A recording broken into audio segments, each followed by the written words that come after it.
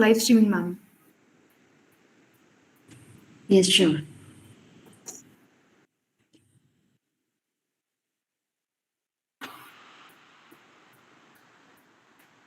Namaskar to one and all, and a very good evening to everyone present here today.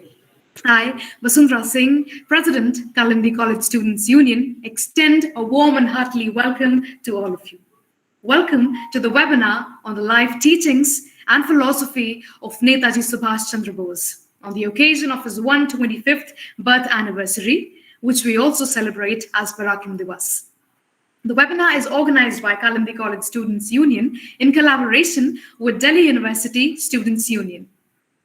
Netaji, my dear friends, was a charismatic leader. It was his charisma, love, and devotion for the nation that drove hundreds and thousands towards joining INA and laying down their lives for Ma Bharati. Netaji still hasn't got the recognition he deserves. He is still missing in our textbooks, and he has still not been represented the way he should have. And therefore, we are very grateful to the present government and our Prime Minister, who in a historic move has unveiled Netaji's statue at India Gate today. This could be a start to give Netaji the due recognition, but we still have to traverse a long path.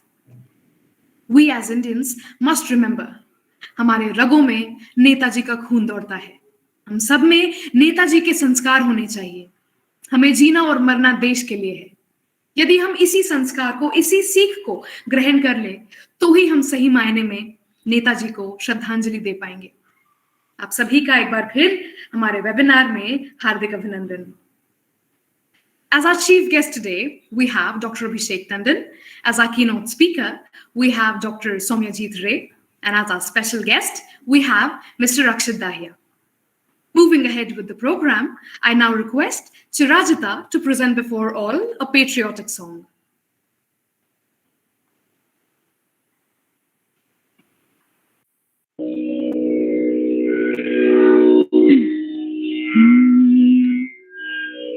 हे वतन वतन मेरे आबाद रहे तू, हे वतन वतन मेरे आबाद रहे तू, मैं जहाँ रहूं जहाँ में याद रहे तू, मैं जहाँ रहूं जहाँ में याद रहे तू, हे वतन मेरे वतन, तू ही मेरी मंजिल है, पहचान तुझी से, तू ही मेरी मंजिल है, पहचान तुझी से, पहुंचूं मैं जहाँ भी मेरी बुनियाद रहे तू, पहुंचूं मैं जहाँ भी मेरी बुनियाद रहे तू, हे वतन वतन मेरे आबाद रहे तू, मैं जहाँ रहूं जहाँ में याद रहे तू, हे वतन मेरे वतन,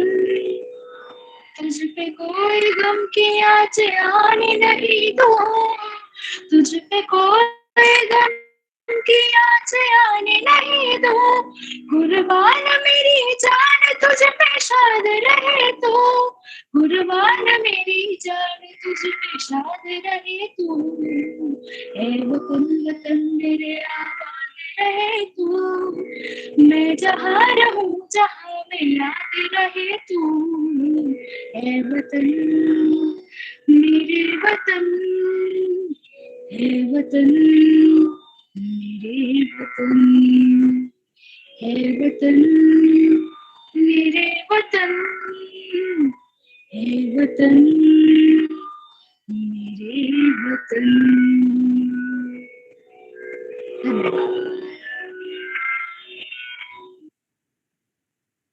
Thank you so much, Rajita. That was a really amazing performance you gave us. As our chief guest today, we have Dr. Abhishek Tandon. Dr. Abhishek Tandon is currently the Deputy Director at ICSSR and associated with the Department of Financial Studies at Shaheed Sukhdev College of Business Studies, University of Delhi, and is a visiting faculty at Department of Business Economics, University of Delhi. He was awarded prestigious UGC BSR Meritorious Student Scholarship by University Grants Commission, Ministry of Education, and was also awarded by Society of Reliability, Quality, and Operations Management for exemplary promise and potential in research in 2009. He is also the State President, ABVP Delhi. Thank you for gracing the event, sir. As our keynote speaker today, we have Dr. Somyajit Ray. He is a professor at School of International Studies, Jawaharlal Nehru University. Dr. Roy is a well-known scholar of political science and area studies, assistant professor in political science and sociology at Amity Law School, Delhi, prior to joining JNU for 3 years. He had taught in other colleges of Guru Gobind Singh Indraprasth University. He has published numerous research papers and articles in reputed national and international journals. We are honored to have you amongst us, sir. As our special guest, we have Mr. Akshat Dahiya. अक्षत दाहिया जी, आप वर्तमान में दिल्ली विश्वविद्यालय छात्र संघ के अध्यक्ष हैं। अपने छात्र संघ चुनाव में सर्वाधिक मतों से जीतने का व सर्वाधिक मत हासिल करने का विश्व कीर्तिमान हासिल किया है। आपकी शिक्षा बीएससी रामजस कॉलेज से हुई है। वर्तमान में आप लॉ फैकल्टी डीयू में एलएलबी तृतीय वर्ष के विद्यार्थी हैं। दिल्ली विश्वविद्यालय में आप 4 बार विभिन्न खेलों में गोल्ड मेडलिस्ट रहे हैं। आप मूलतः सोनीपत हरियाणा से हैं। We are so lucky to have you amongst us for this webinar, sir. Kalindi College is really honored to have you all as our esteemed guests. I would now request our principal, Professor Naina Hasija, to formally welcome our guests for today. Thank you, Chandra. आप सबको मेरा नमस्कार। जैसा कि वसुंधरा ने बहुत कुछ बता दिया that we are celebrating this Prakram Divas today. That means Courage Day. Today there is 125th birth day of Dr. Subhash Chandra Bose. We are remembering him today. And it's an honor for Kalindi College in the sense that we are lucky to have been celebrating this day. At this time, when we are celebrating this day, at the same time, Prime Minister is going to unveil the statue of Subhash Ji at India Gate. India Gate, the central place of the country.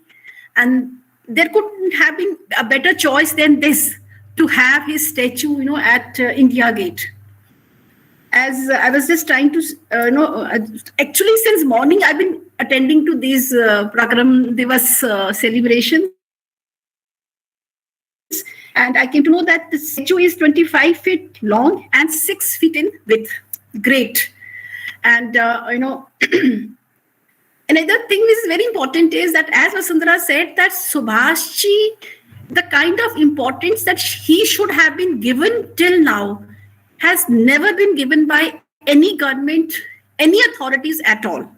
So, and another thing is that when we are celebrating the 75th year of Indian independence, Azadi Ke Amrit Mahotsav, in that year, Subhash Ji is being given that importance. So that is very, very important for us, for the country, for the courage that Subhash Chandra Bose showered on the country.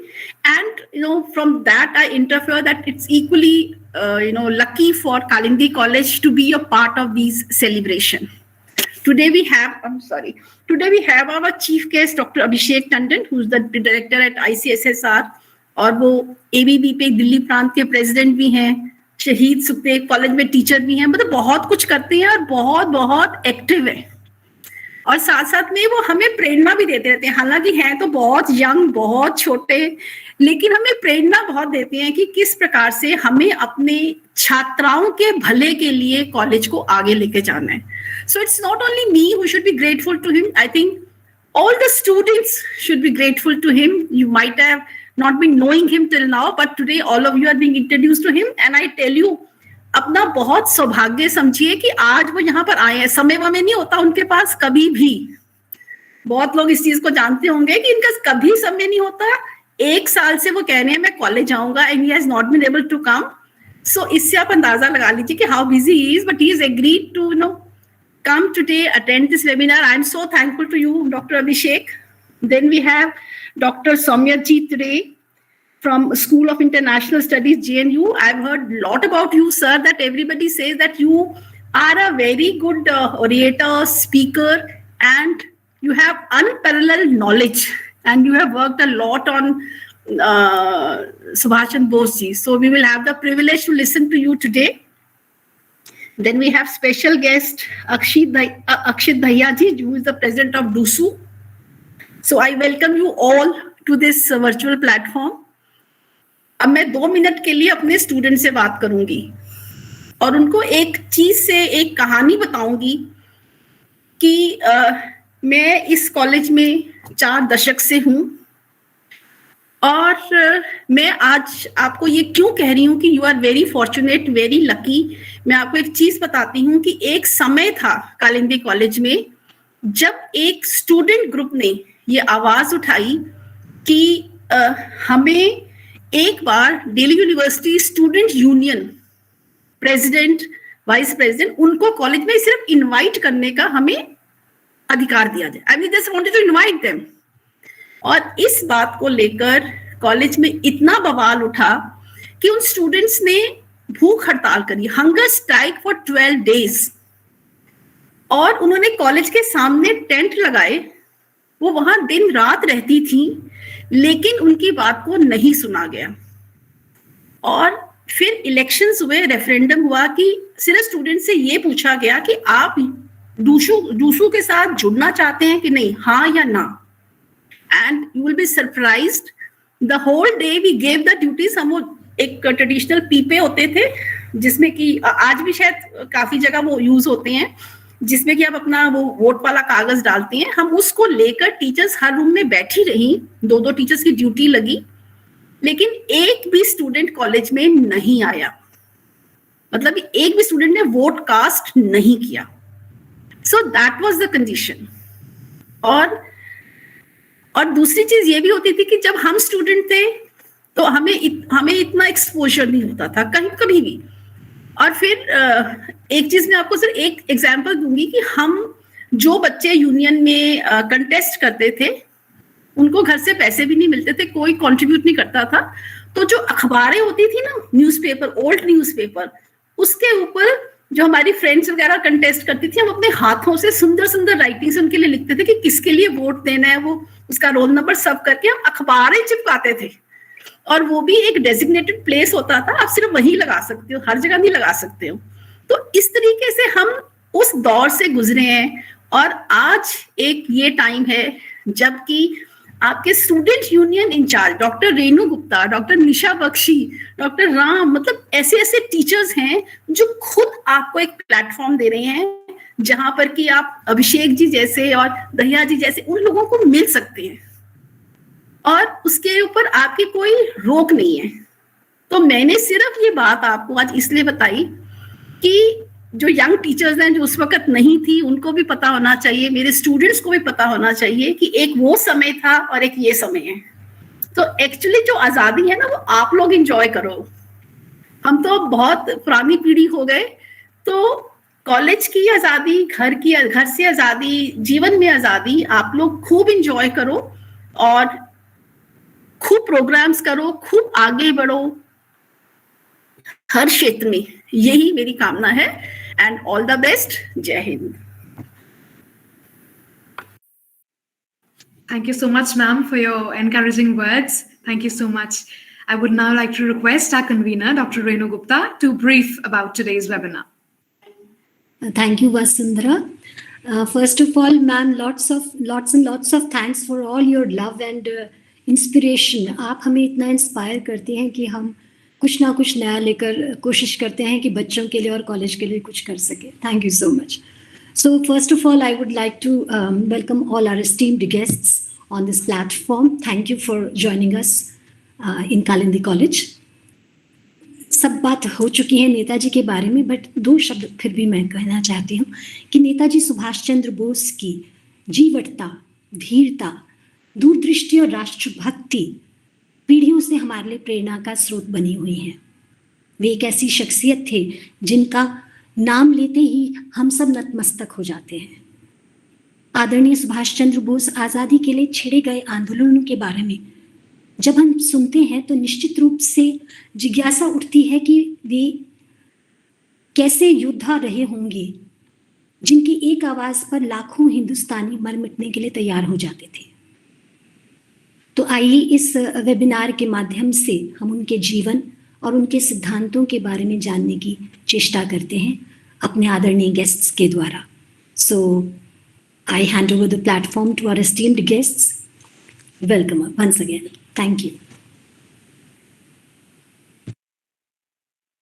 Thank you, ma'am. I now invite our chief guest, Dr. Abhishek Tandon, to grace the event with his insightful thoughts on Netaji.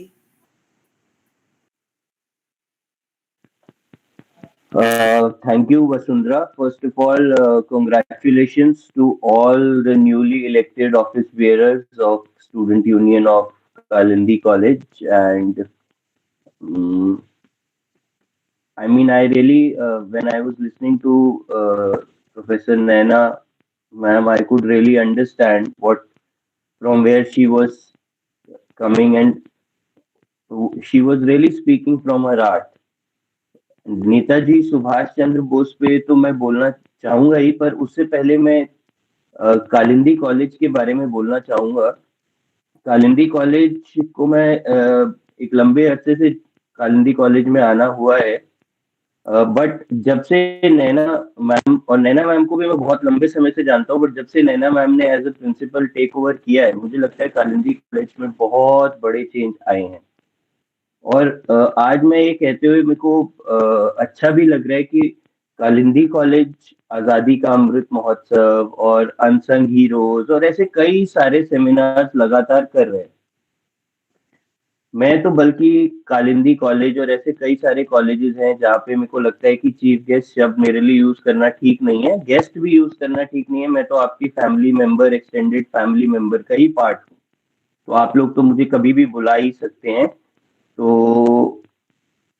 I also personally know how we have seen adverse times as well in this university. I myself contested President University of Delhi Students Union in 2007, and it was very difficult to see that in I mean, very few colleges we could see such seminars being organized and such kind of gatherings being done. Sometimes I also feel that because of COVID, one good thing has happened, that we can always meet even on a Sunday.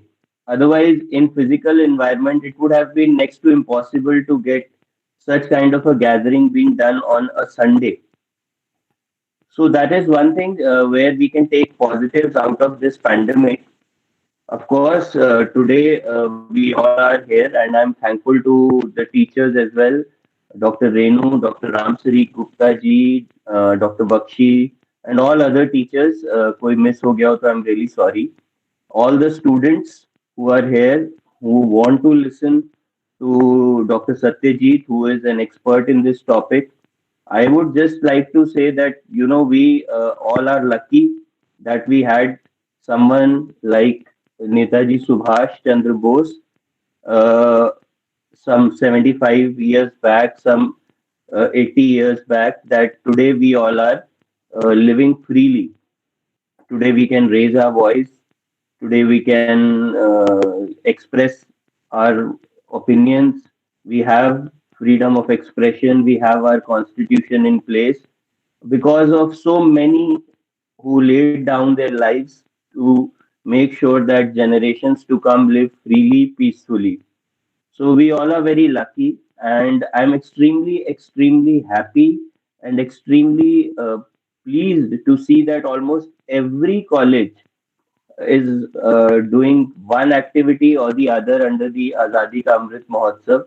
Kalindi College is doing very good. Especially, I would like to again reiterate under the leadership of Naina Asija ma'am. She has been instrumental in bringing up this college again to a position where University of Delhi was seen at one point in time.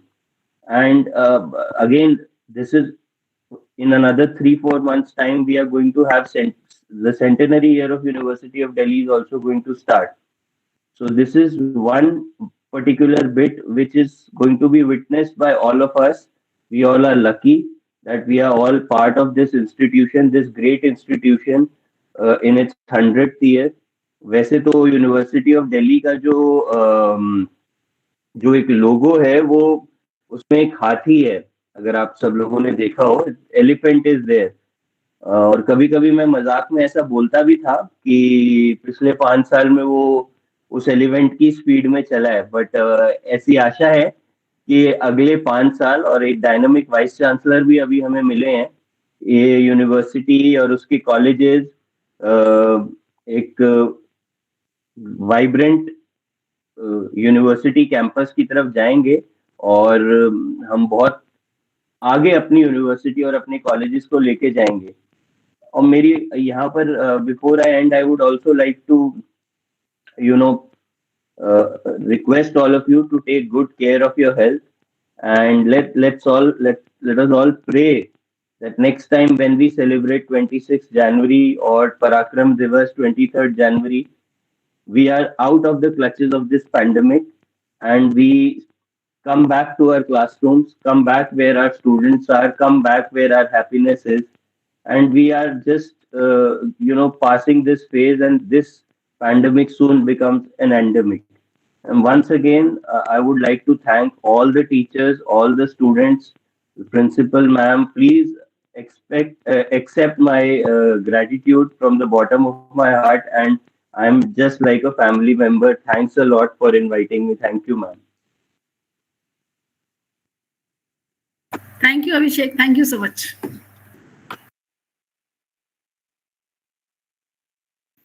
Thank you so much, sir, for the motivation you gave us. Thank you so much. And I'd now like to invite our keynote speaker for today, Dr. Somyajit Ray, to grace us with his knowledge on Netaji.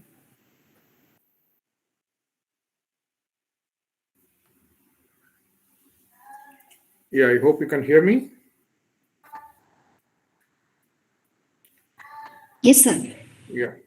So, Principal ma'am, faculty colleagues, dear students, it is really an honor to be called here as a keynote speaker, that too speaking on Netaji Subhash Chandra Bose on his birth anniversary. Suddenly from today morning, I was seeing some posts, messages on Facebook and Twitter saying that we observe his birth anniversary because he was a great man. We never celebrate the death anniversary of great men.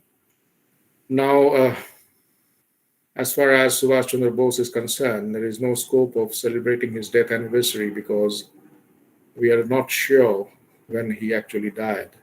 The official death, the date, 18th of August 1945, there is a cloud of doubt on that. Fine?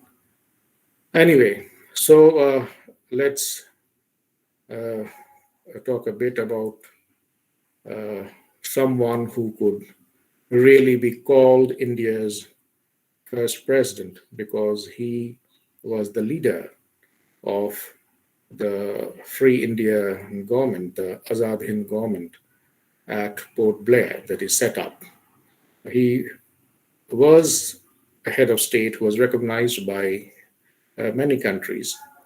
Only that the Constitution of Free India was not there. In fact, the Constitution was not there in 1947 also. Anyway, so there was a remarkable. I think your college is a women's college. Is a women's college? Okay. There's a remarkable coincidence between three top leaders during that time. One was Netaji Subhash Chandra Bose. The other was Pandit Nehru. The third one, of course, was Mr. Jinnah. All three were fathers of single daughters. That was a coincidence. I mean, they had nothing else in common. At least this thing was common between them. So I was thinking one day about the similarities. It was very difficult to find the similarities among these personalities, especially when one of them had called for a partition of India. Anyway, and I'd like to tell you here that as far as the Muslim League was concerned, especially the Bengal Provincial Muslim League, they had passed a resolution once saying that they were ready to reconsider the proposal for partitioning the country if they were told to do so by Mr. Bose. By that time, Mr. Bose had already disappeared from the scene. I would like to use the term disappeared because we don't know what happened to him. So by the time he had disappeared, but the Bengal Provincial Muslim League said that if we are asked by Mr. Bose, then if he comes back and asks us to reconsider, then of course we will reconsider this entire Pakistan resolution, the proposal for a Pakistan, the proposal for a partition of the subcontinent, partition of India. But that never happened. Why did they say that? Because the reason also they gave in that resolution, the reason was that he was the only leader on the other side. They used the term Congress leader because at one point of time he was, Subhash Chandra Bose was in the Congress, he was president of the Congress. So he was, if he requested us or told us, then we would reconsider, because he was the only Congress leader whom we trust. We don't trust anyone else. So look at the level of trust that the Muslim League in particular, or the Muslims in general, had on on Subhash Chandra Bose. And he had many among his own political group, which was the party, the Forward Bloc Party or the Indian National Army. So he would not differentiate between a Hindu and a Muslim as far as that person was Indian. See, what he would say is that, I was telling in some other lecture that I delivered today, that just as the Jews have their holy land, Israel is their holy land, just as the Christians regard Jerusalem as their holy place, and the Muslims have their holy land in Hijaz. Similarly, Indians, whether they are Hindus or whether they are Muslims or Christians or Sikhs or whosoever it is, for them the holy land is India. Regardless of the religion that you are following, the religion may have come from outside. Islam may have come from outside. Christianity may have come from outside. But the people, Christians and Muslims of India, they have not come from outside. Fine. So he broadly agreed with Mr. Gandhi on this particular thing. And Mr. Gandhi rejected the idea of partition. I think you know that Gandhiji was actually forced to accept partition. He had no way but to, and there was not many people who were interested in listening to him towards the end also. Fine. So on this, Subhash Bose and Gandhi, he had a lot of differences with Mr. Gandhi, especially on the way the freedom movement was going to be carried out. Mr. Bose actually did not believe in any kind of non-violent movement. For him, non-violence was not important. For Mr. Gandhi, the means and the end both were important. For Netaji, the means was subservient to the end to be served. Fine. He had no special love for the Nazis, no special love for the Japanese, the fascists, and the Nazis. Only that since they were opposed to Britain and the Allied powers during the Second World War, he found in the Second World War an opportunity to weaken Britain. And if Britain was weakened as a world power, and it was the chief colonial power at that point of time, if Britain was weakened at that point of time, during the Second World War, then it would be easy to achieve independence for India. So he had approached the subject like that.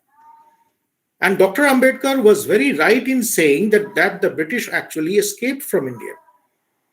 They had no plans of lingering their stay in India beyond June 1948. That was a promise that Clement Attlee and the Labour Party had made in the 1945 elections that happened in Britain, and that brought the Labour Party in power. The mandate was to leave India by June 1948, and they left by August 1947 after the partition. And the Governor General, at that point of time, the Viceroy, not the Governor General, sorry, he was given a positive instructions even by His Majesty the King, George VI, that leave the Hindus and Muslims to their own fate. We have to come out of India somehow. Because Lord Mountbatten was his cousin. So he had a special word for him beyond what the Prime Minister said. For Subhash Chandra Bose, the British were a class of enemies. And since they were a class of enemies, that is why he did not accept service under the British as part of the ICS. I think you know that he not only cleared the ICS exam, he stood fourth in the ICS exam also. As far as Subhash Bose was concerned, he was the problem child for his father. His father used to believe कि ये जो मेरा बेटा है, इसको लीडरी का जो शौक है, ये बचपन से ही पड़ गया है. From the time he was in Ravenshaw Collegiate School in Orissa, and then he came to Presidency College. I am fortunate to have gone to the same college as him. So and there, his friends bashed up a teacher. I mean, I think you know that there was a history teacher. He was a professor of history in Presidency College. I don't actually approve of the bashing though, because I am a teacher myself, but he was a British professor. His name was Professor E.F. Oaten, O-A-T-E-N, Oaten. His books are available. One is available on Amazon. You can find out. European Travelers in India. He supposedly he had called a student of presidency some nigger or black or native, some nonsense, some offensive word he has used against, because that boy was walking in front of his classroom. We have attended our classes in that classroom. It's in the main building of Presidency College. The history classes take place there. So he had called him names, offensive names. Now, I did a bit of research in what exactly happened, why Oaten was beaten. That one single incident would not provoke the students so much that they would go and beat a professor. So when I was reading a bit on Professor Oaten, I read that ये जो है Professor Oaten, वो थोड़ा resist तो थे. ये British लोग थोड़ा रेसिस्ट तो होते थे, थोड़ा नहीं, थोड़ा बहुत जो रेसिस्ट जो भी है वो थे. और पहले से ही जो भी मीटिंग होता था, जो भी सेमिनार जो भी वहाँ होते थे, वहाँ इंडिया के बारे में और इंडियंस के बारे में बकवास करते थे. He used to talk ill about India and Indians. ठीक है, उनका किताब जो है यूरोपियन ट्रेवलर्स इन इंडिया, उनको वो पढ़ के भी आपको लगेगा अरे बड़ा रेसिस्ट आदमी है ये. ठीक है, तो ये बात तो सच है, ऐसा ही थे वो. तो एंड में जब ये सब बोला, इन बच्चों को एक मौका मिल गया कि let's get back at this man. So अब शाम को हाथ में ब्रीफकेस लेते हुए वो घर जा रहे थे, तो उनको पकड़ के जो है अब पड़ गया उनको एक दो. अब ये कंप्लेंट कर दिया प्रिंसिपल को. अब प्रिंसिपल भी शायद रिजाइन कर दिया. ओटन साहब तो रिजाइन नहीं किया, ये रिजाइन कर दिया. तो but Subhash Bose was expelled from presidency college. He completed his studies from Scottish Church College, a college where his spiritual and political guru. लोग गलती करते हैं, लोग मानते हैं कि स्वामी विवेकानंद उनके सिर्फ स्पिरिचुअल गुरु ही थे. उनके स्पिरिचुअल गुरु नहीं थे, उनके पॉलिटिकल गुरु भी थे. Swami Vivekananda was very politically articulate as well. उनका एक किताब मिलता है, जो भी पॉलिटिकल साइंस के हैं आपके कॉलेज में, पॉलिटिकल साइंस, सोशियोलॉजी, हिस्ट्री, अगर नहीं भी है तो एक किताब आप पढ़ ले, state, society and socialism by Swami Vivekananda. ठीक है, he was very politically articulate. तो सुभाष चंद्र बोस का बहुत सारे ideas he had got from स्वामी विवेक, उसके बारे में हम बात करेंगे। तो स्वामी विवेकानंद भी स्कॉटिश चर्च से पढ़े थे, ये भी स्कॉटिश चर्च से कंप्लीट किए क्योंकि प्रेसिडेंसी कॉलेज से वो निष्कासित हो गए। ठीक है, अब इनके फादर जो है वो सर पकड़ के बैठ गए जब उनका निष्कासन हुआ। अब वो चले वाइस चांसलर के पास। वाइस चांसलर संजोगवश जो थे वो थे सर आशुतोष मुखर्जी, जो भारतीय जनसंघ के फाउंडर डॉक्टर श्यामा प्रसाद मुखर्जी के फादर साहब थे, पिता थे। उनको जाके पकड़े कि देखो ये मेरे बेटे तो ऐसा ही है, अब इनका कुछ करा दो आप। तो बोला देखिए सरकारी कॉलेज में तो होने से रहा, प्रेसिडेंसी कॉलेज तो सरकारी था, वहीं से निष्कासन हो गया, दूसरा सरकारी कॉलेज तो इसको लेगा नहीं। तो वो चर्च वाला कॉलेज जो स्कॉटिश चर्च, तो चर्च का कॉलेज है, वहां हम करा देते हैं इनका, मैं वाइस चांसलर हूँ, मेरा तो बात सुन ही लेगा ये लोग। तो वहां से वो अल्टीमेटली पास करके निकले। But then ICS, why did he try in the ICS? अगर उनको काम करना ही नहीं था, इसलिए वो ट्राई किए कि वो अपने बाबूजी को ये प्रूव करना चाहते थे कि मैं सिर्फ लीडर ही नहीं करता हूं। उनके फादर साहब का यही कहना था कि मेरे सारे बेटे काबिल है। ठीक है, उनके जो मंझले बेटे थे शरद चंद्र बोस जो थे, जो कांग्रेस में भी बड़े पद में थे, ही was a big leader himself, और दूसरे बेटे भी और सब बड़े बड़े पद में थे। ही was a big barrister himself, Sharad Chandra Bose, and the others, even the father was a big advocate.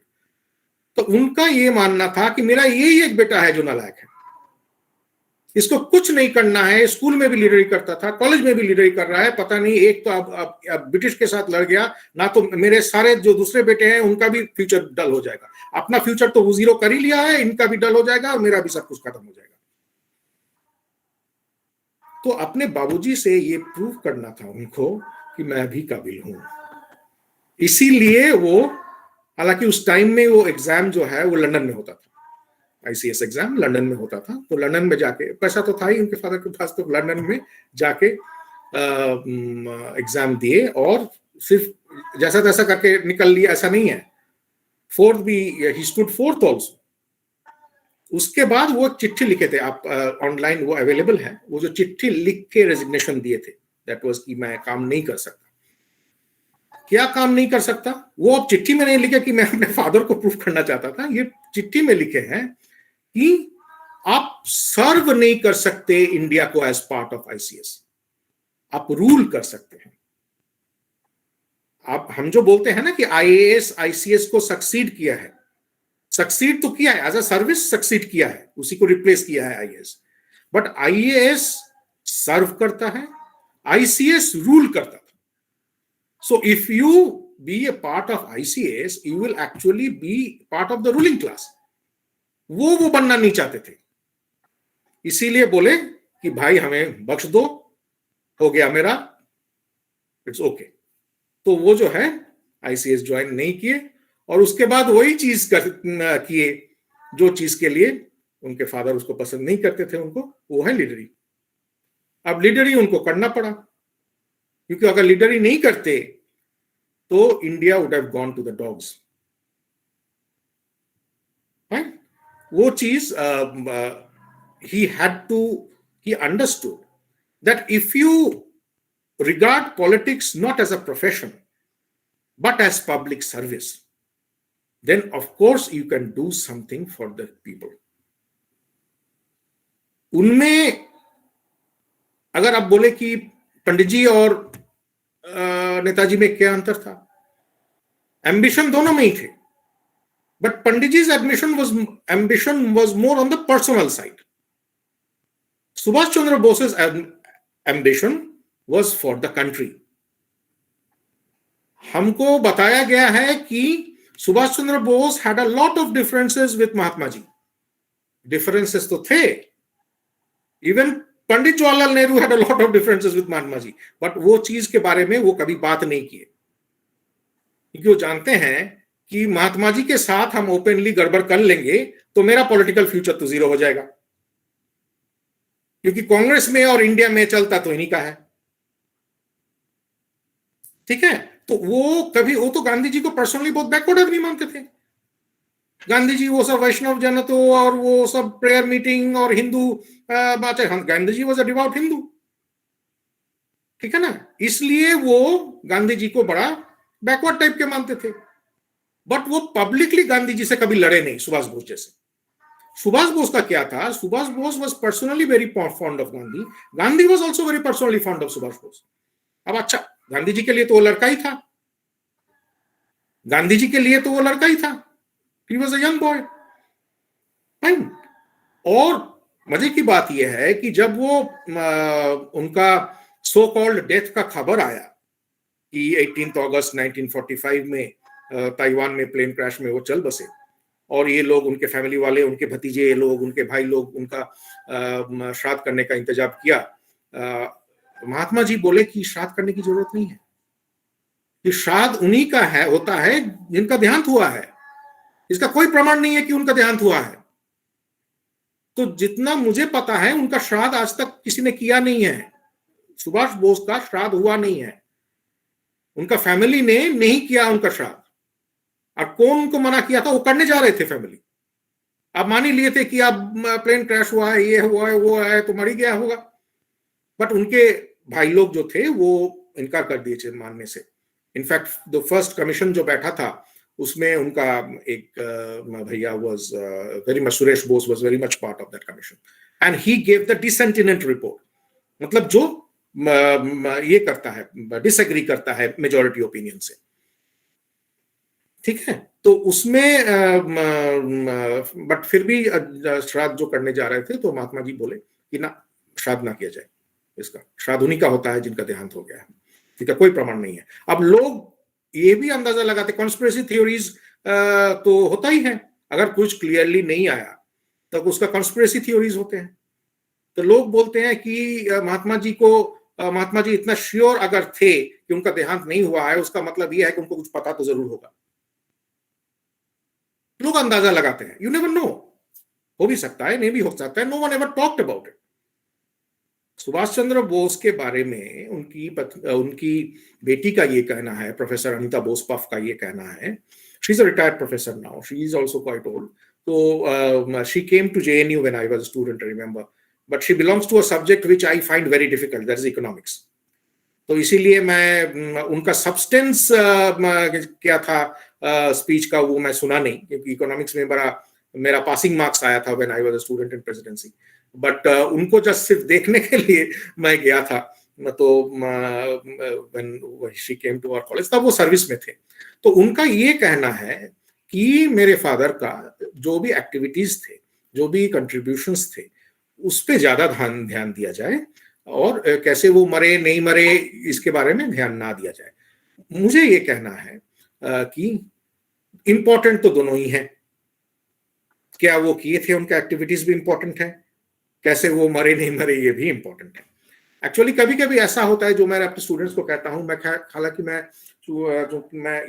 US studies के टीचर हैं हम, तो बोलते हैं कि हम actually I believe that there are two people in this world about whose death we will not know anything. इतना time चला गया है, इतने लोग जो भी इन्वॉल्व थे वो सारे गुजर गए हैं. एक है जॉन एफ कैनेडी, उनका तो असैसिनेशन हुआ था, बट कौन उसके पीछे था, नो वन नोज. अब इनका क्या हुआ, इनके बारे में भी नो वन नोज. और आज इतना टाइम चला गया है, अब उसको फाइंड आउट करना इज ऑल्सो वेरी डिफिकल्ट. लोग पूछते हैं क्या वो जिसके बारे में फिल्म बने थे क्या वही थे? तो मुखर्जी कमीशन का मानना था कि ऑफिशियली जो उनका स्टांस था कि कंक्लूसिवली ये बोला नहीं जा सकता है कि गुरु नानक बाबा वही थे, सुभाष चंद्र बोस ही थे. तो मैं भी इसी को मानता हूं कि कंक्लूसिवली बोला नहीं जा सकता. But justice Mukherjee private conversations में माने थे कि शायद वही थे. और एक और चीज जो मैं आप लोगों को बोलना चाहता हूँ, आई डोंट नो कितने लोगों को पता है कि एक टाइम में जब कांग्रेस रूल था इंडिया में, बहुत बार ये बात चली थी कि जापान में एक रेनकोजी टेम्पल है जहां सपोजिटली उनके राख रखा गया है. His ashes have been preserved there. और बहुत बार कोशिश किया गया है कि वो राख इंडिया में लेके आया जाए और यहाँ जो है एक मौजोलियम बनाया जाए. तो अब इसके बारे में कोई बात नहीं करता. देखिए, आपको शायद पता भी नहीं होगा, अब इसके बारे में कोई बात भी नहीं करता. कांग्रेस टाइम में बहुत बात होता था, क्योंकि they wanted to close the case by doing this. So अब उस राख को इंडिया में लाके अगर आप मौजोलियम बनाएंगे, उसका मतलब क्या हुआ? आप मान ले रहे हैं कि वो उसी में मारे गए थे और वो उनका ही राख है। तो उस राख को इंडिया में लाके मौसोलियम बनाना is the biggest disrespect that you can show to him. तो अच्छा बात है कि हमारी जो अभी सरकार है ये ना तो इस राख के बारे में बात भी करता है, लेके आना तो दूर की बात है, ठीक है, उनके बारे में बात भी नहीं करता है, किसी को पता भी नहीं होगा ये रिनकोजी टेम्पल वाला राख की बात। अब राख पे राख ही डाल दिया जाए तो बेटर है, ठीक है, तो उसको आप जाने दे।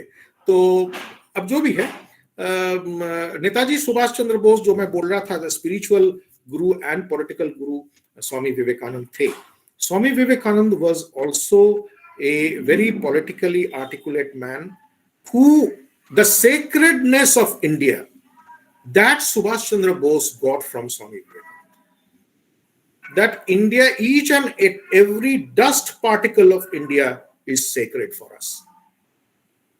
आप उन एक देश को, if you want to worship a country as a mother, then you must have that kind of feeling for that country. You must be able to, you must be willing to, not able, we must be willing to lay down your life for that country. वो जो बोले थे कि मैं दूसरा lecture में बता रहा था, वो जो बोले थे कि आई थिंक यू नो दैट, कि आप मुझे खून दो, हम आपको आजादी देंगे। खून देने का मतलब ये नहीं है कि ब्लड डोनेशन कैंप में जाके खून दो, कि इसका जन्मदिन है, एक ब्लड डोनेशन कैंप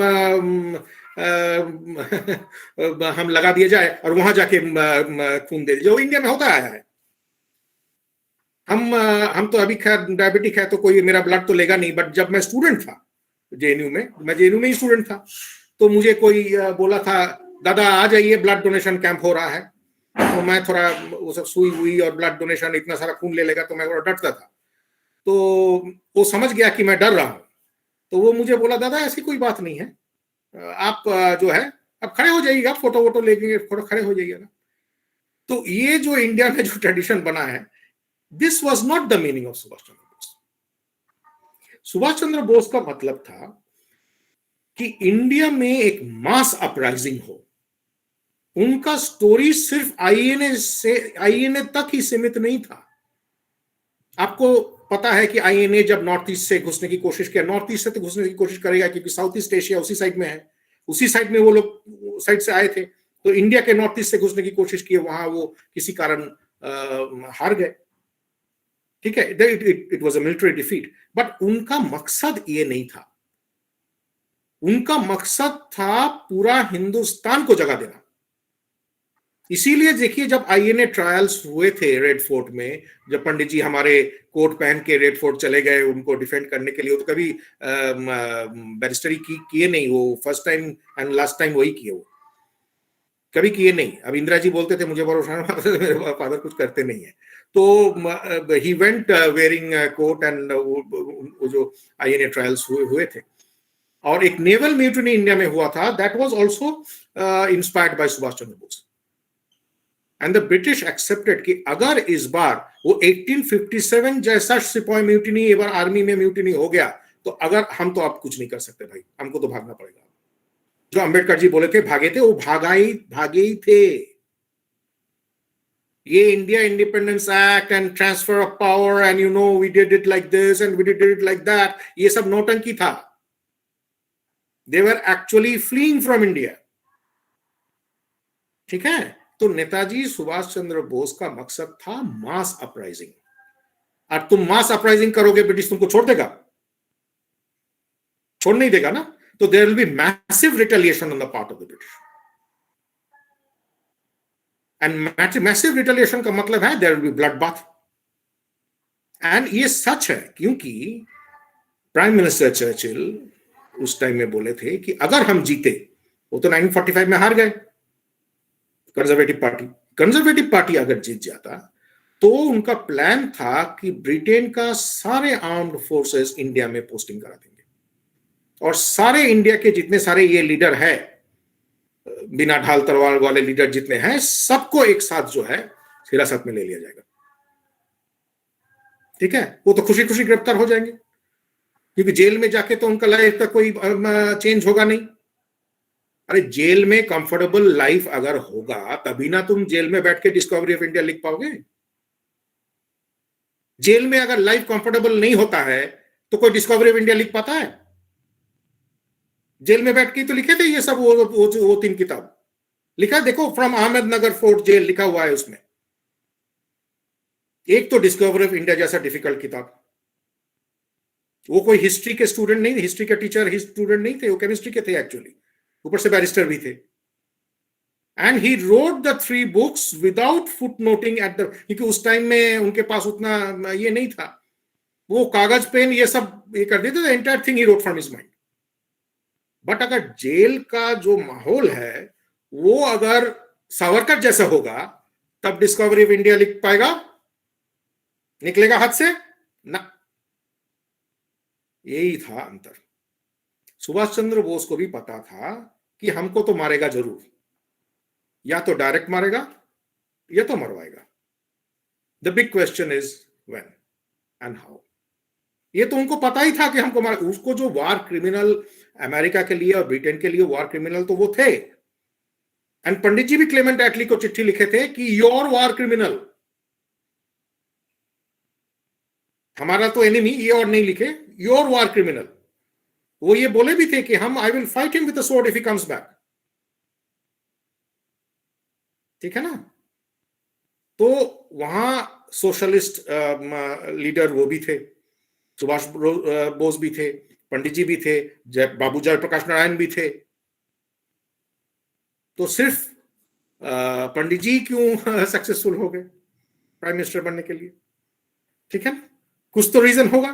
रीजन मैं आपको बता दिया कि उनका ओपनली विरोध नहीं किया। उनका ओपनली विरोध अगर कर देता, हालांकि देखिए वो अपना वल्लभ भाई पटेल जिसके बारे में सारे प्रदेश कांग्रेस उन्हीं को सपोर्ट किए थे,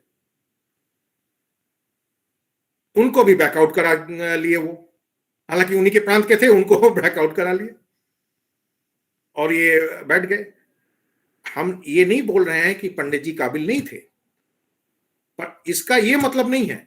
बट मतलब ये है कि सुभाष चंद्र बोस को जिस इंस्टीट्यूशनलाइज तरीके से उनको डिलीट कर दिया गया इंडियन हिस्ट्री से, ठीक है, ये सही नहीं था।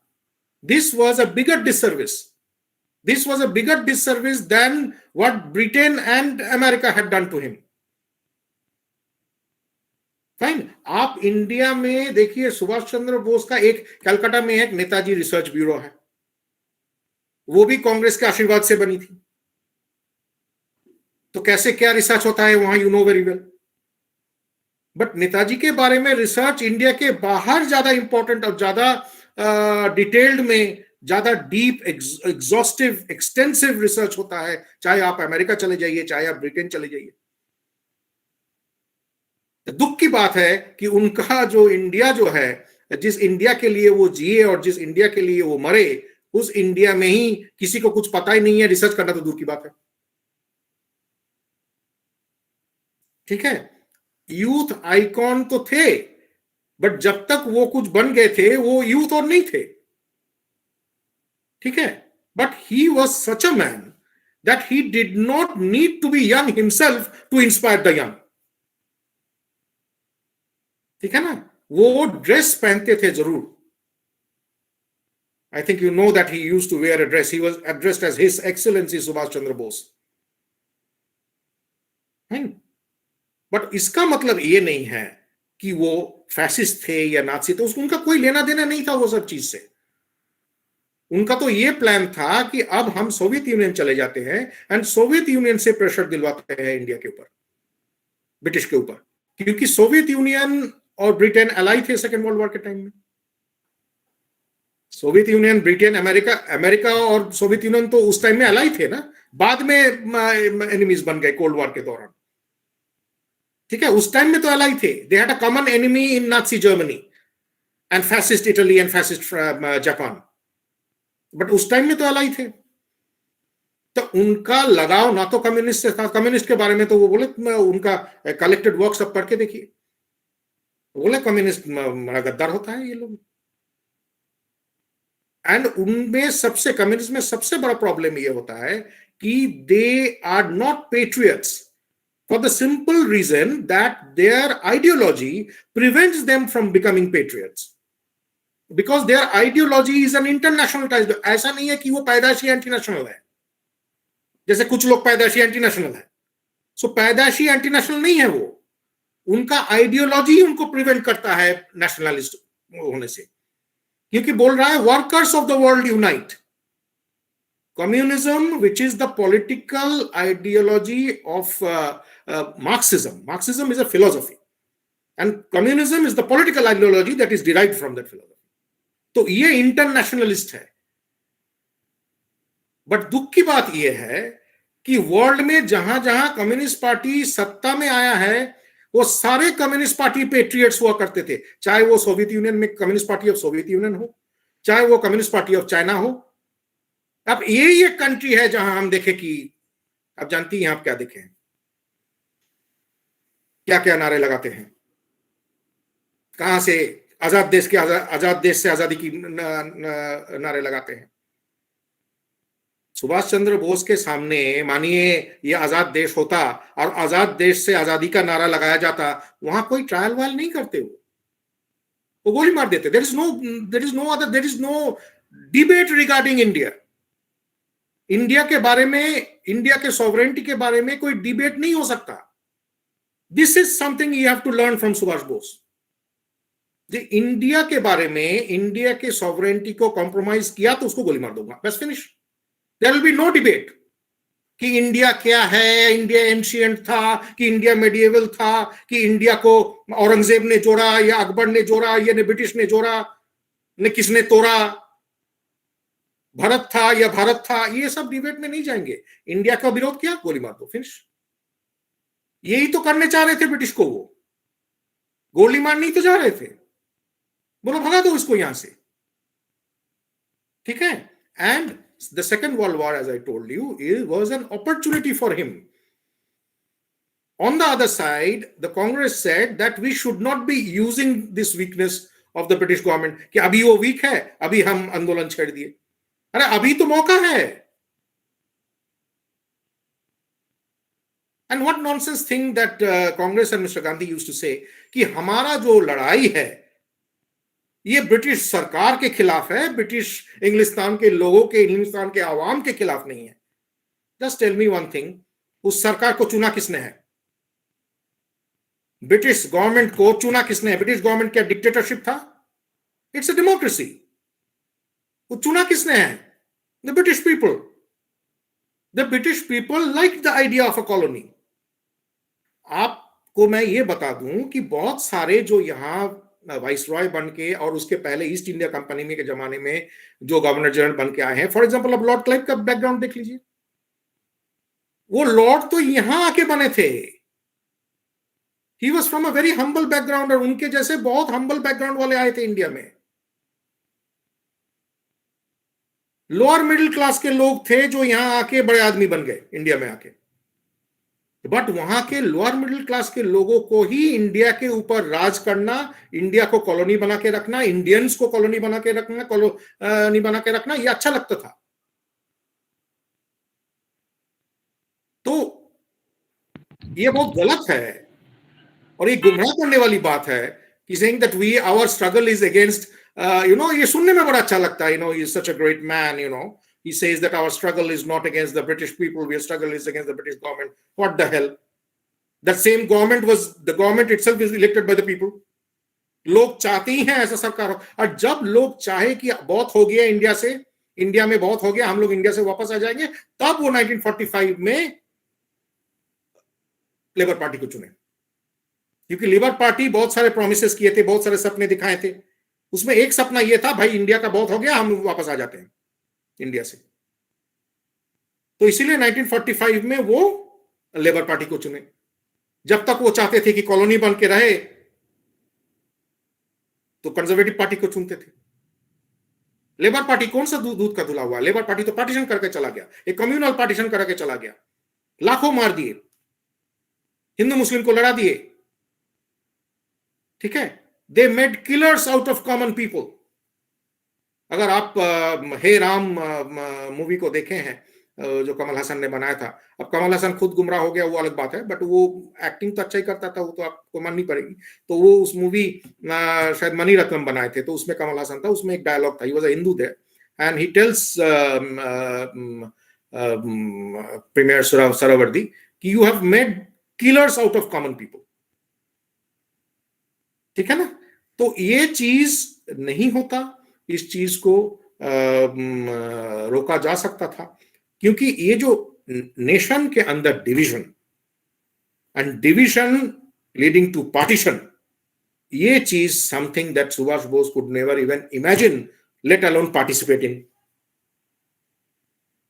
Fine. So India as a people, India as an idea, and India as a political unit, all three are important, and all three, there can be no compromise on this.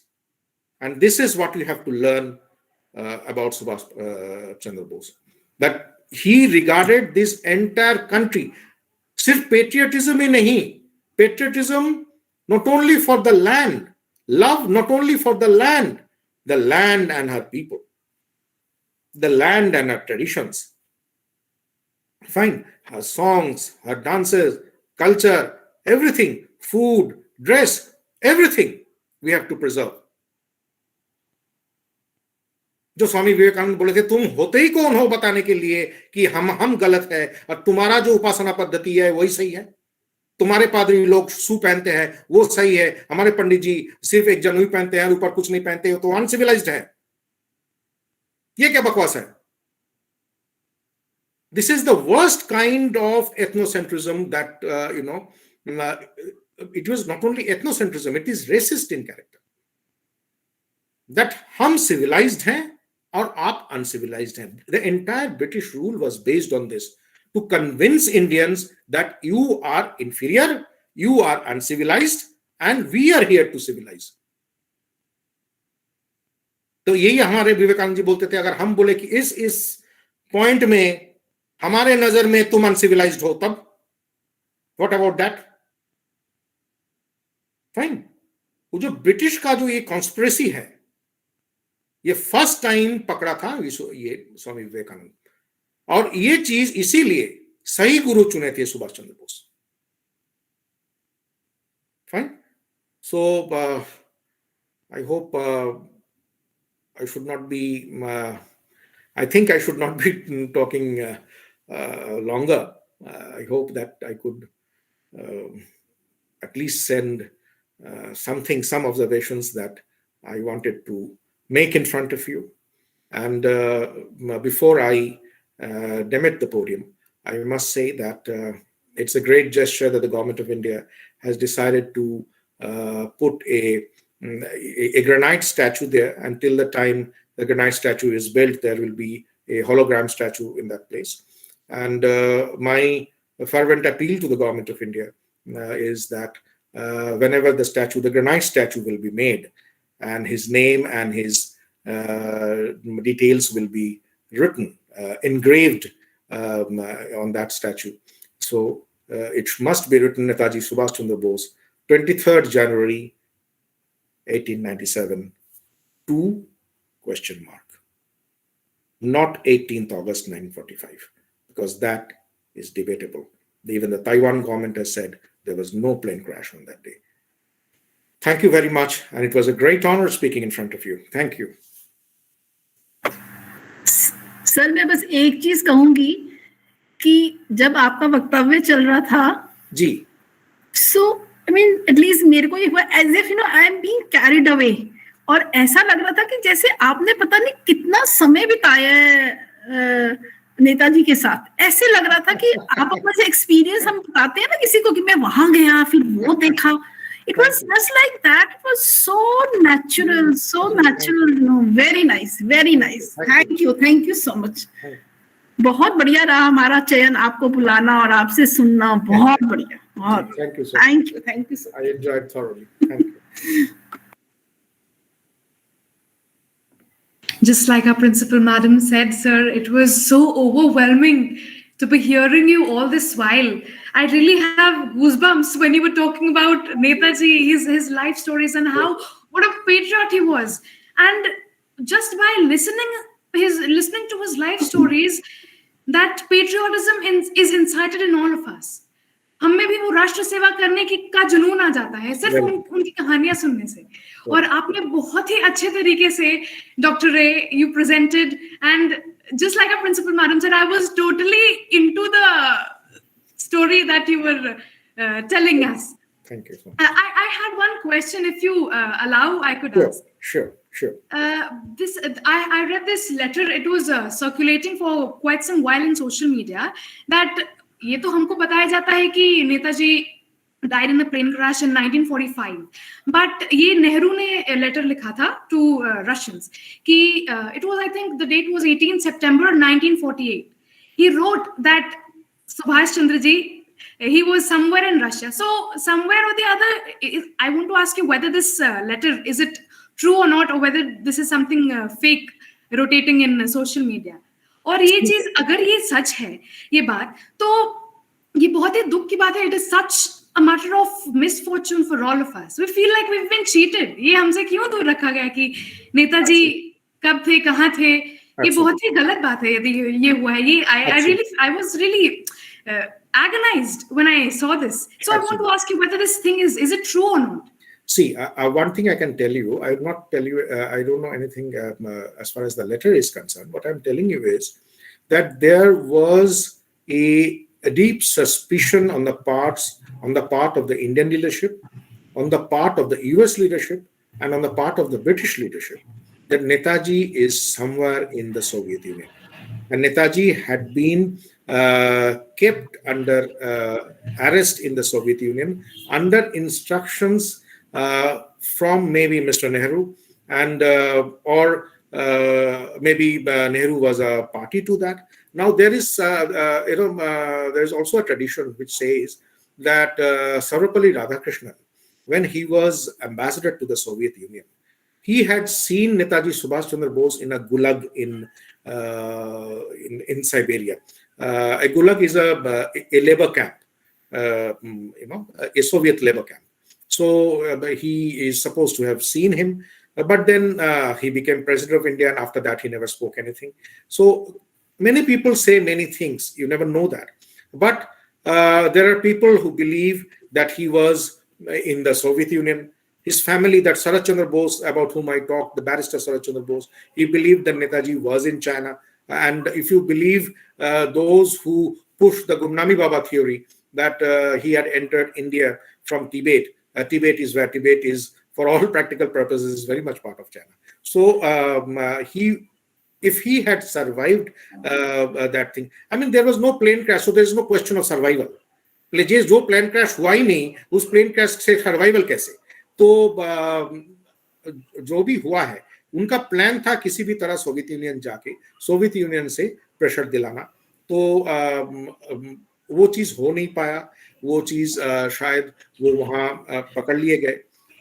Actually क्या हुआ वो किसी को नहीं पता.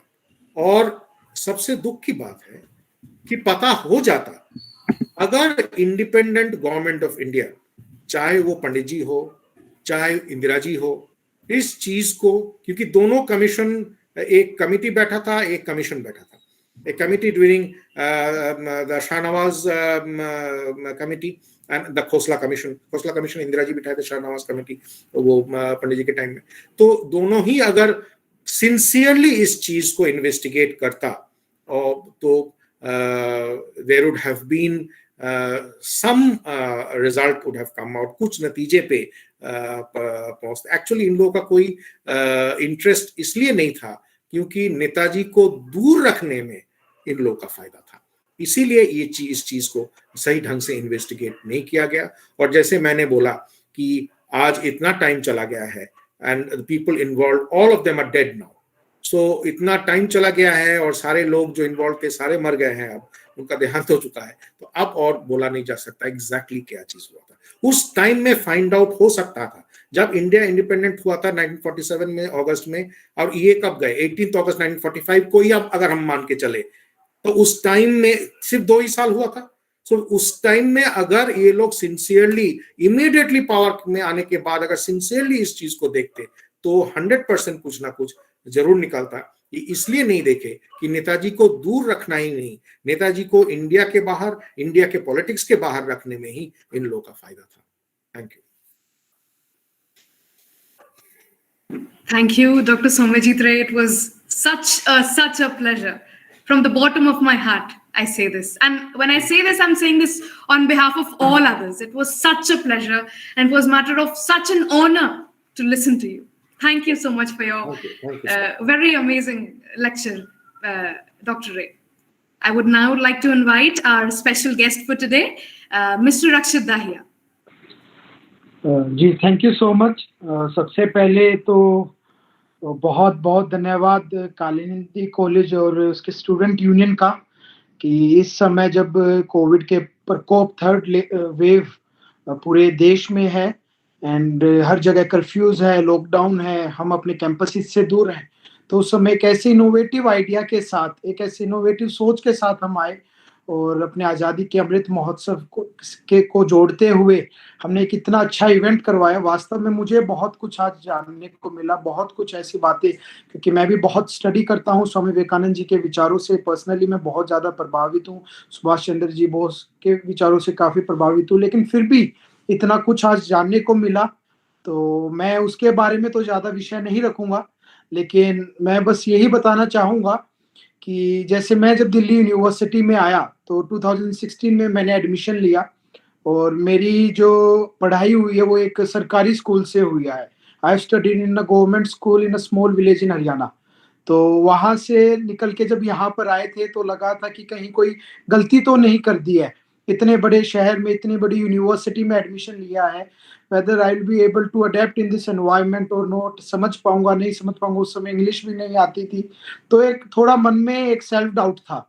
लेकिन मैं बहुत बहुत धन्यवाद, मैं इसलिए नहीं क्योंकि मैं एबीवीपी का एक्टिविस्ट हूँ, बट इसलिए भी मैं एबीवीपी का धन्यवाद करना चाहूँगा क्योंकि मेरे जैसे ना जाने कितने ऐसे स्टूडेंट्स हैं, क्योंकि दिल्ली यूनिवर्सिटी में देश के हर कोने से स्टूडेंट आते हैं और इनफैक्ट 28 to 30 अलग कंट्रीज के स्टूडेंट्स यहाँ आते हैं। And when we come here, तो जो हमें नेताजी सुभाष चंद्र जी के, बोस के जो विचार हैं, स्वामी विवेकानंद जी के जो विचार हैं, उन विचारों को पढ़ने का नहीं बट उनको अगर जीने का अगर कोई मापदंड हमें देता है या हमें प्रैक्टिकल एक्सपीरियंस देता है तो वो हमें थ्रू कंस्ट्रक्टिव एक्टिविज्म, हमारी यूनिवर्सिटी जिसके अंदर इतनी ज्यादा डाइवर्सिटी है, जिसको हम एक प्रकार से लघु भारत बोल सकते हैं, और हमारे ऐसे संगठन स्टूडेंट ऑर्गेनाइजेशंस लाइक एबीवीपी जो ऐसे एक नेचुरल लीडरशिप प्लेटफॉर्म्स हमारे जैसे स्टूडेंट्स के लिए क्रिएट करते हैं। तो आज यहाँ पे जितने स्टूडेंट्स इस मीटिंग में जुड़े हैं, मैं आप सभी से बस यही कहूंगा कि इस दिल्ली शहर में दो शहर बसते हैं। एक वो शहर जो हम सभी देखते हैं, बड़ी universities, parliament, high court, supreme court, flyovers, metro, सब कुछ, लेकिन एक दूसरा शहर भी इस शहर में बसता है। वो शहर ये है जहाँ हम फ्लैट पर रहते हैं, उस फ्लैट में जो खाना बनाने हमारी मेड आती है वो और उसके बच्चे भी इसी शहर में बस्तियों में रहते हैं। हम अगर अपने पीजी से कभी कॉलेज में जाते हैं तो जिस रिक्शा में बैठकर जाते हैं वो रिक्शा चलाने वाले भी इसी शहर में रहते हैं।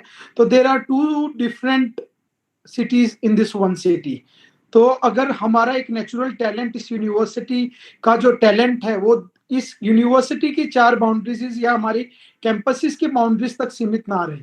आज अगर हम सुभाष चंद्र बोस जी के बारे में जान रहे हैं, जैसा वसुंधरा ने भी बताया कि एक वो पेट्रियोटिज्म का फीलिंग हमारे अंदर आया है, राष्ट्र सेवा करने का मन हम सभी के अंदर आया है, तो वो राष्ट्र सेवा तब होगी जब हम उस अनप्रिविलेज्ड सोसाइटी या उस सोसाइटी जो सुख साधनों तक नहीं पहुंच पा रही है उस तक हम अपना टैलेंट पहुंचा पाएंगे। हमारी यूनिवर्सिटी वर्ल्ड की सबसे बड़ी यूनिवर्सिटी है, 7 लाख स्टूडेंट हमारी यूनिवर्सिटी में पढ़ते हैं, और जब इतना लार्ज अमाउंट ऑफ स्टूडेंट यहाँ पढ़ता है तो देश के हर कोने से मेरिटिशियस स्टूडेंट्स यहाँ आते हैं, इतनी हाई कट ऑफ, इतना मुश्किल एंट्रेंस क्लियर करके आते हैं, स्पोर्ट्स कोटा के तहत बहुत टॉप स्पोर्ट्स पर्सन एडमिशन लेते हैं, ईसीए कोटा के तहत top artist, musicians, dancers admission लेते हैं। तो वो जो टैलेंट है, जिसका वॉल्यूम इतना अधिक है, जिसकी डाइवर्सिटी इतनी अधिक है, वो सिर्फ हमारे कैंपस के काम ना आए। हम हमारे कैंपस है, हमारा कॉलेज है, तो हमारा कॉलेज एक बस्ती को जरूर अडॉप्ट करे, उस बस्ती में जाए और बस्ती की पाठशाला जैसे वेंचर हमने अभी शुरू किए हैं, उस बस्ती के पाठशाला जैसे वेंचर को चलाए, वहां पर जाकर वहां के गरीब लोगों की मदद करे, उनको अच्छी एजुकेशन दे। क्योंकि अगर हमारे कॉलेज की स्ट्रेंथ 3000 है, तो उसमें से अगर 300 स्टूडेंट भी अगर वीक में 1 आवर भी अगर देंगे उस बस्ती में, तो उसे पूरी बस्ती का वास्तव में वहां पे जो अनप्रिविलेज सोसाइटी है, जो वो स्टूडेंट्स हैं जो शायद उतनी अच्छी एजुकेशन नहीं ले पा रहे हैं, उनका भला होगा। हम अगर आज यहाँ पर अपने आजादी का अमृत महोत्सव बना रहे हैं, तो उस समय जैसे सुभाष चंद्र बोस जी का वुमेन एम्पावरमेंट के ऊपर कितना उनका विश्वास था और कितना उनका कमिटमेंट था, वो हमें सिर्फ उनको जानने से नहीं बल्कि वैसे ही प्लेटफॉर्म्स क्रिएट करने से मिलेगा। हम अगर आज यूनियन में हैं, तो हमें यस आई ब्लीड जैसे ओपन फोरम्स डेवलप करने चाहिए, हमें शीदा चेंज जैसे इवेंट्स करवाने चाहिए, स्वयं सिद्धा जैसे इवेंट्स करवाने चाहिए, मिशन साहसी जैसे इवेंट्स करवाने चाहिए, जिससे विद इन आवर कैंपस हमारी एक लीडरशिप नेचुरल डेवलप होगी। और मैं अगर आज खुद स्टूडेंट यूनियन का प्रेसिडेंट हूँ और डूसू में आज 500 इंटर्न्स हैं, तो मोर देन 60% ऑफ इंटर्न्स वो गर्ल्स हैं। हमारी यूनियन की जो जॉइंट सेक्रेटरी है वो एक गर्ल है। और जब मैं उनका कमिटमेंट देखता हूँ और जब मैं उनका एक डेडिकेशन देखता हूँ टूवर्ड्स वर्क, तो वास्तव में लगता है कि let the road to women empowerment, let it decided by the women itself, और हम जैसे सामान्य कार्यकर्ता नॉर्मल स्टूडेंट्स उसके पीछे चलें। तो आज इतनी ज्यादा छात्रा शक्ति, इतनी ज्यादा एक वुमेन एनर्जी हमारे मतलब through this virtual event I could feel. और मुझे लग रहा है कि जैसे ही कैंपसेस खुलेंगे और through online modes also, we will definitely go in a positive direction with constructive approaches. हम एक नारा हमेशा कैंपसेस में लगाते हैं कि छात्र शक्ति राष्ट्र शक्ति है, that students power is nations power. But when we say this, there is a scientific logic behind this, क्योंकि हमारे देश के अंदर 33 करोड़ से ज्यादा छात्र छात्राएं हैं। There are more than 33 crore students. 33 crore यानी वर्ल्ड की जो थर्ड मोस्ट पॉपुलस कंट्री है, उसकी जनसंख्या जितनी है उससे ज्यादा हमारे देश में स्टूडेंट्स हैं। और जब इतनी ज्यादा यूथ एनर्जी, इतनी ज्यादा स्टूडेंट एनर्जी कंस्ट्रक्टिव अप्रोचेस के थ्रू पॉजिटिव डायरेक्शन में चैनलाइज होगी, तो वो वास्तव में राष्ट्र शक्ति कहलाएगी। और जब हम राष्ट्र सेवा करेंगे, जब हम अपने से अतिरिक्त हमारे साथ वालों के भले के बारे में सोचेंगे, अपने समाज के अंतिम वर्ग के भले के बारे में सोचेंगे, तो वास्तव में राष्ट्र को पुनर्निर्माण होगा। वास्तव में भारत विश्व गुरु बनेगा, दुनिया में ज्ञान का केंद्र बनेगा, अध्यात्म का केंद्र बनेगा। और हम सभी आज सुभाष चंद्र बोस जी की जयंती के दिन यही संकल्प लेंगे कि our life will not only be behind our own dreams, but हमारे जब सपने पूरे करते करते हम उन सभी सेक्टर्स को भी टच करेंगे जिनको वास्तव में हमारी हेल्प की जरूरत है। तो इसी के साथ मैं आपका पुनः बहुत बहुत धन्यवाद करना चाहता हूँ कि आपने मुझे इस लायक समझा that I can come here and discuss it with you. और एक आपसे रिक्वेस्ट भी करना चाहूंगा कि मेरा ये सौभाग्य होगा कि अगर अगले साल आप में से ही कोई स्टूडेंट इस चेयर पर यहाँ पर आकर डूसू प्रेसिडेंट बनकर ऐसे ही स्टूडेंट्स का एड्रेस करे, ऐसे ही उनको आगे डायरेक्शन दे, तो it would be a privilege to in future to work with such young leaders like you all. Thank you so much. Thank you so much Akshat Daya ji. ये आपने जो अभी बात कही कि आप हम में से किसी एक को उस चेयर पे as a president of DUSU देखना चाहेंगे, this really means a lot to us. ये बहुत ही एनकरेजिंग था, ये बहुत ही एनकरेजिंग था। आपने जो कुछ भी कहा, your encouraging words, we are really grateful. और सभी गणमान्य अतिथियों का बहुत बहुत धन्यवाद कि आप कालिंदी में आए, आपने अपना प्रेशियस समय हमें दिया। We are so grateful. Kalindi is really honored to have you all amongst us. And I would now like to invite our program coordinator, Dr. Ramsari Gupta, to deliver the vote of thanks.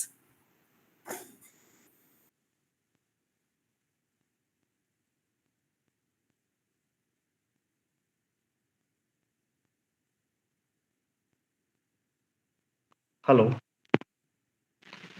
Hello, मेरी आवाज आ रही है Vasundhara? Yes, okay. Good evening to all. Really it was wonderful session and very knowledgeable, thought provoking session on the Parakram Divas. Netaji role in Indian freedom movement was important, and but unfortunately his role in Indian history is obliterated chapter. एक होता है ना कि विलुप्त अध्याय है भारत इतिहास का, जिसको पूरे उनके इतिहास में जिस तरीके से उनको योगदान देना चाहिए था, जैसा कि सर ने बताया, उसको नहीं दिया गया। सो और हमारी सरकार जो है, वर्तमान सरकार एक इसमें कर रही है, तो उसको really thankful, and it's my privilege and to propose vote of thanks on this occasion. On behalf of our college and student union, I express my sincere gratitude to our chief guest, Dr. Abhishek Tandon ji. We all know about his busy academic schedule. उन्होंने हमें समय दिया, इसके लिए really very thankful for his valuable time and thought. I would also express my sincere thanks to Somaji sir and sir, and thank you for accepting request to speak on the subject. And हमारे जो विद्यार्थी और हम सभी आपके इस वक्तव्य से रियली बहुत सारे नॉलेजेबल और मुझे लगता है कि इंसाइटफुल मिला है कि किस तरीके से उनके नेताजी को हमें इंडियन हिस्ट्री में, इंडियन कॉन्टेक्स्ट में समझ सकते हैं. सो thank you so much, sir, for your insightful lecture and thought-provoking also. And I, a warm thanks to Akshit Daya, DUSU president, for their valuable presence. Thank you, and I also thank for collaboration. And we always remain grateful to our principal man, respected, for ma'am, vision and commitment. जब भी बात आती है कि किस तरीके से college को आगे लेके जाना है, और आज संडे का दिन है, शाम को 6:30 बज रहा है, फिर भी सुबह से लेके चाहे 7 days तक लगातार. So I really grateful, we really grateful, ma'am. And a heartfelt thanks to our convener ma'am, co-convener ma'am, Anshu ma'am, and for their unwavering support. I also thanks our faculty, colleague, and our student unions president Vasundhara and their team for arranging all things in very short span of time. इतने कम समय में इतने अच्छा programme को mobilise करके करना, really so I would thank, and also I would thank our advisory team. Basically जो पूरी हमारी टीम है, एडवाइजरी टीम को भी मैं थैंक यू कहना चाहूँगा कि उन्होंने मतलब इस पूरे प्रोग्राम को या फिर यूनियन को करने में आई would also thanks. So finally I would also thank you our student, for without their presence ये इतना सक्सेसफुल प्रोग्राम नहीं हो सकता था. सो देयर एंगेजमेंट, जिस तरीके से बच्चों ने पार्टिसिपेट किया लगातार, जनरली होता क्या 1-1.5 घंटे के लेक्चर में स्टूडेंट तो ज्वाइन करते हैं बट छोड़ के चले जाते हैं, बट मैंने देखा कि जितनी संख्या शुरू इस प्रोग्राम जब शुरू हुआ था तब थी, और अभी लास्ट तक भी वो संख्या है. तो रियली फॉर मैं कह सकता हूँ कि प्रोग्राम सफल रहा और इंगेज जिस तरीके से, really thank. So finally I would express thank you to everyone. Thank you so much everyone.